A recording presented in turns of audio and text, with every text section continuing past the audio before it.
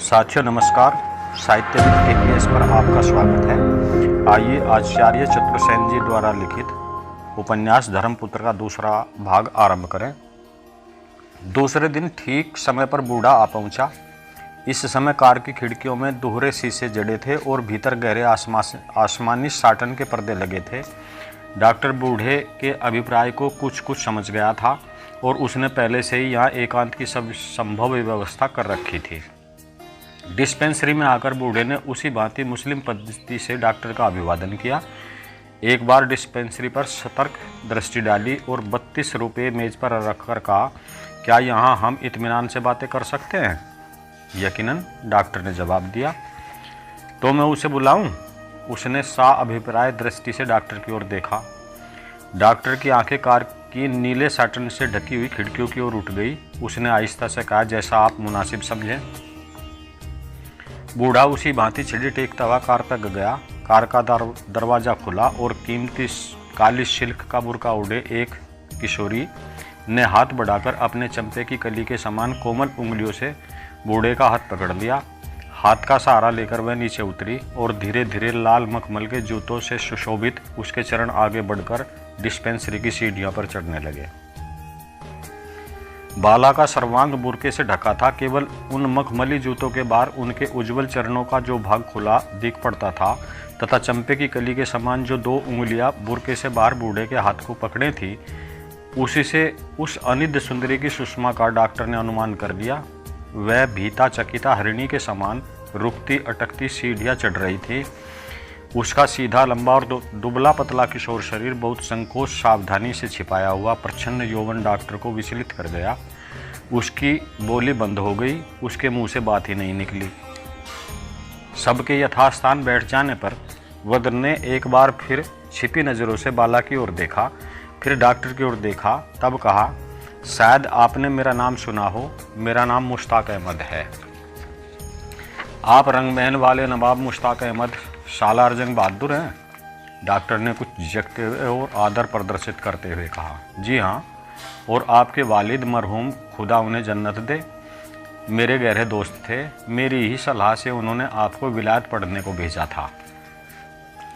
मैं अच्छी तरह हुजूर के नाम से वाकिफ़ हूँ। पिताजी ने मुझसे अक्सर आपका जिक्र किया है और यह भी बताया था कि आप ही ने मेरी विलायत की तालीम का कुल सरफा उठाया था। वे मरते दम तक आपका नाम रटते रहे, लेकिन मुलाकात ना हो सकी।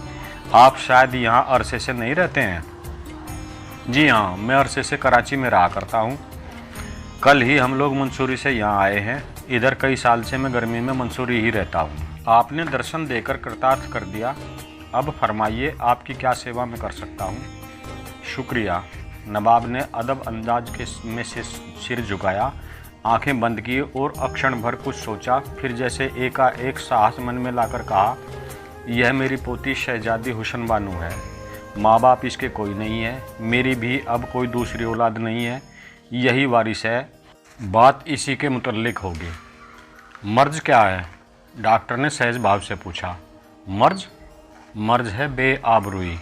डॉक्टर कुछ भी नहीं समझ सका। उसने अचकचाकर बाला की ओर देखा, जो इस समय बुर्के के भीतर पीपल के पत्ते के समान कांप रही थी। फिर उसकी प्रशंसूचक दृष्टि नवाब के चेहरे पर अटक गई। बूढ़े ने अब अकंपित वाणी में कहा, शायद इस नए मर्ज का नाम आपने अभी न सुना हो। आप बड़े डॉक्टर तो ज़रूर हैं, परंतु नए हैं, नौजवान हैं। ज़िंदगी सलामत रही तो आप देखेंगे कि ऐसी बीमारियां आम होती हैं। खासकर बड़े घरों में तो यह बेहद तकलीफदेह हो जाती है। एक दार्शनिक सा भाव उनकी आंखों में और होठों पर खेल गया। डॉक्टर उलझन में पड़ गया। उसने कहा, मेहरबानी करके ज़रा साफ साफ कहिए, मामला क्या है? यही मुनासिब भी है। लड़की हामिला है। उम्र इसकी 22 साल की है और इसी नवंबर में इसकी शादी नवाब वजीर अली खां से होना करार पा चुका है। परेशानी की रेखाएं डॉक्टर के माथे पर खिंच गई। उसने कहा, लेकिन इसमें मैं आपकी क्या मदद कर सकता हूँ? आप मेरे मुरब्बी ज़रूर हैं, पर आप मुझसे कोई गैरकानूनी काम कराने की तो उम्मीद ना ही रखें।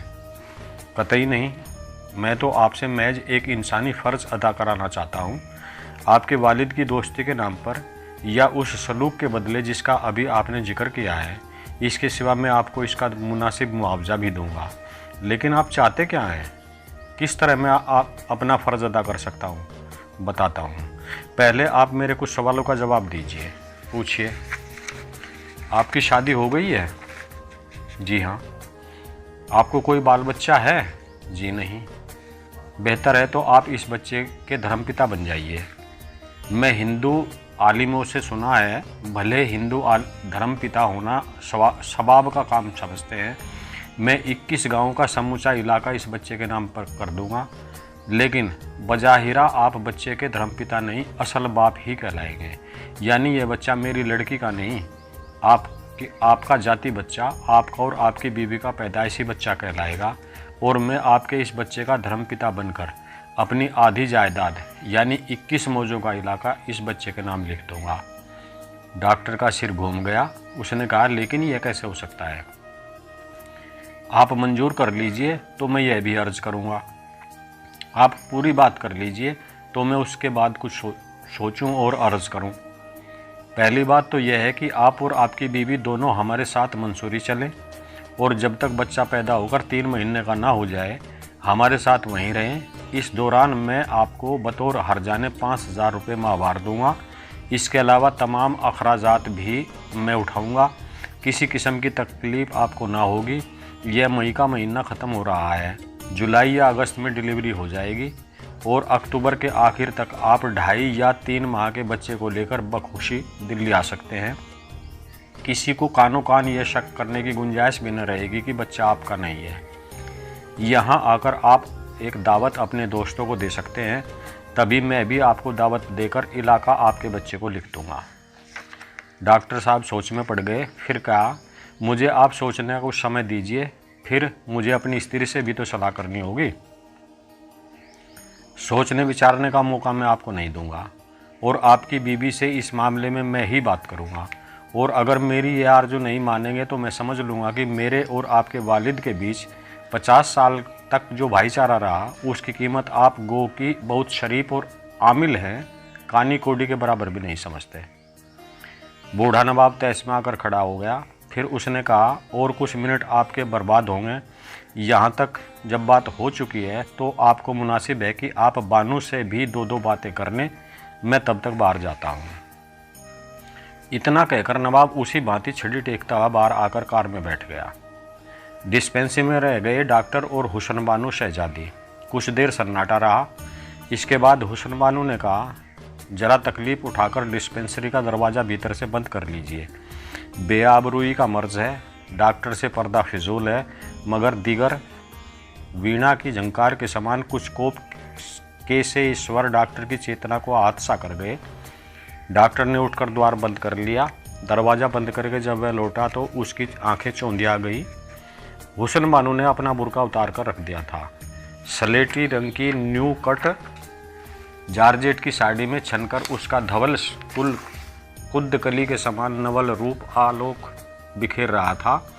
आंखें उसकी रोते रोते सूजकर फूल गई थी। वे लाल चोट हो रही थी। फिर उसमें व्यक्त क्रुद्ध सीनी के समान तीखी दृष्टि डॉक्टर पर केंद्रित की। हीरे के समूचे टुकड़े जैसे उसका मुख चंद्र निर्मित हुआ। वह उज्ज्वल गोरवर्ण और सुडौल शरीर ऐसा था जैसा डॉक्टर ने अपने जीवन में आज तक नहीं देखा था। उस रूप में माधुर्य के साथ ही एक तेज गौरव और प्रताप व्यक्त हो रहा था, जिससे अभिभूत होकर डॉक्टर की वाणी जड़ हो गई। उसके मुंह से बोली न निकली। उस तेज को जैसे न सहकर उसकी आंखें नीचे झुक गई। बानू ने बात शुरू की। उसने कहा, आपने इनकार तो किया नहीं, सिर्फ सोचने का वक्त मांगा है। उम्मीद है सौदा पट जाएगा। सौदा तो बड़े अब्बा ने कर ही लिया है, लेकिन मैं कुछ अखलाकी सवाल आपसे करूँगी। फरमाइए। मेरा यह काम जिसकी वजह से मैं इस जिल्लत में फंस गई हूँ, आप कैसा समझते हैं? मैं समझता हूँ आपके साथ धोखा और विश्वासघात हुआ है। जी नहीं, मैं कोई अनपढ़ बेवकूफ़ या दहकानी बेसमझ लड़की नहीं हूँ। कैम्ब्रिज यूनिवर्सिटी से ग्रेजुएट हूँ और इसी साल मैंने मनोविज्ञान में MA की डिग्री ली है। तब तो कहती हूँ मैंने अपने पसंद का जीवन साथी चुना और इत्मीनान से अपने आप को उसको सौंप दिया। लेकिन बड़े अब्बा को यह पसंद नहीं हुआ, क्योंकि जिसे मैंने अपने को सौंपा वह महज एक प्रोफेसर है, नवाब नहीं है। नवाब ज़्यादा भी नहीं है। उसकी कोई ख़ानदानी हिस्ट्री भी नहीं है। बड़े अब्बा की बहुत भारी स्टेट है, वे चाहते तो उन्हीं को मैं स्टेट देकर नवाब बना सकते थे, मगर उन्होंने आपको आधी जायदाद देना कबूल किया, पर उन्हें नहीं। वे नवाब वजीर अली खां बहादुर से मेरी शादी कर रहे हैं, जिनकी 3 बीवियां पहले से मौजूद हैं और जिनकी सूरत ठीक गेंडे के जैसी है। उम्र भी माशाअल्लाह 50 के ऊपर रही होगी। आप क्या यह शादी पसंद नहीं करती? कैसे कर सकती हूँ, जबकि मैं अपने आप को किसी को दे चुकी हूँ। फिर कहीं कुछ तुक भी तो हो। तो फिर आप इनकार कर दीजिए। आप बालिग हैं और उन्हीं से शादी कीजिएगा जिन्हें आपने अपना जो शौहर चुना है। मुझे कोई कानूनी दिक्कत नहीं है, उन्होंने भी यही कहा था, मगर मैं ऐसा नहीं कर सकती। क्यों नहीं कर सकती आप ऐसा? इसलिए कि बड़े अब्बा ने मुझे बचपन से अपना प्यार दिया है। जब अब्बा ने रहे तो मुझे गोद में लेकर वे यही कहकर दिल की आग बुझाते रहे कि तू उसी का नूर है। बड़े अब्बा बड़े शानदार आदमी हैं, बड़े हौसलेमंद हैं, बड़े दिल वाले हैं। वे अपनी नवाबी शान को नहीं छोड़ सकते। ख़ानदानी इज्जत का ख्याल भी उन्हें बहुत है। इसी से उन्होंने मेरे इस मुकाम को नापसंद किया और मेरी शादी नवाब वजीर अली खां बहादुर से तय कर दी। तब मेरा फ़र्ज़ है कि उनकी बात का पर हर्फ न लगाऊं। मेरी ज़रा सी ज़िंदगी तबाह हो जाए तो परवाह नहीं, लेकिन मैं उनकी मर्ज़ी के खिलाफ़ कुछ भी नहीं कर सकती। लेकिन इस तरह शादी करना तो सरासर एक दूसरे को धोखा देना है। क्या आप नवाब वजीर अली खां बहादुर पर यह राज जाहिर कर देंगे? नहीं कर सकती। और वह प्रोफेसर? नहीं करेंगे। लेकिन बड़े नवाब आपके आराम और तकलीफ़ का कुछ ख्याल ही नहीं करेंगे। वे अगर आपकी शादी प्रोफेसर साहब से कर दें तो कोई झगड़ा झंझट ही नहीं है। ये सब बातें तो हो चुकी हैं। घर में न कोई दूसरी औरत है न मर्द, सिर्फ मैं और बड़े अब्बा हैं। वे अपनी ख़ानदानी इज्जत के बाद मुझी से को प्यार करते हैं और मैं अपने से ज़्यादा उन्हें प्यार करती हूँ। इसी से मैंने जब मुंह खोलकर अपनी दिक्कत उनके सामने पेश की तो वे गुस्साए नहीं। उन्होंने कहा, तब तो बानू तेरी शादी प्रोफेसर से ही होनी चाहिए। मेरी बात जायज़ हो जाए। लेकिन मैंने यह मंजूर नहीं किया और कहा, यह नहीं होगा बड़े अब्बा, आपकी बात और ख़ानदानी इज्जत पहले है। मैंने पहले इसका कुछ ख्याल नहीं किया था, लेकिन अब तो आप जैसा चाहोगे वैसा ही होगा। डॉक्टर के हृदय में कहीं जाकर दर्द सा हुआ। उसने आंख उठाकर बानू के लाल लाल फूले हुए नेत्रों को देखकर कहा, तो फिर आपकी ये लाल लाल फूली आंखें क्यों? अपने लिए नहीं, उनके लिए जिनकी ज़िंदगी मैंने सुनी कर दी। लेकिन फ़र्ज़ कीजिए मैं मर ही जाती, तब भी तो उन्हें सब्र करना पड़ता। एकाएक डॉक्टर के मन में एक बात उठी। उसने कहा, तब तो नवाब जो काम मेरे सुपुर्द करना चाहते हैं प्रोफेसर के सुपुर्द भी कर सकते हैं। यह ज़्यादा ठीक भी रहेगा।